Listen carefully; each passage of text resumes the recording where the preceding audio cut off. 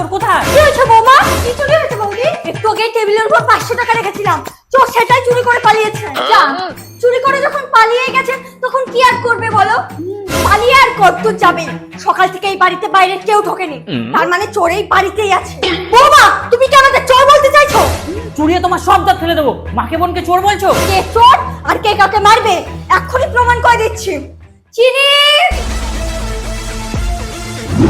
তোমরা সবাই এক এক করে তোমাদের ডান হাতটা বাড়াও। চিনি গন্ধ শুকে এক্ষুনি প্রমাণ করে দেবে।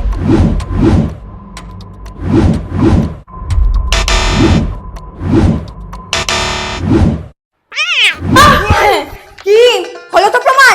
এবার তুমি টাকাটা দেবে নাকি আমি পুলিশকে ফোন করবো? কিন্তু তুমি কি করে করলে এটা? কদিন ধরেই তোমার দেওয়া টাকাগুলো ঘর থেকে চুরি হয়ে যাচ্ছিল, কিন্তু চোর ঘরে থাকা সত্ত্বেও ধরতে পারছিলাম না। তাই বুদ্ধি করে ক্যাটফুডের কৌটে এই 500 টাকাটা ঝাঁকিয়ে টেবিলের উপর রেখেছিলাম, যাতে চিনিকে দিয়ে চোরকে খুব সহজেই প্রমাণ করতে পারি। Didi, wah, Didi. No, no, no, no.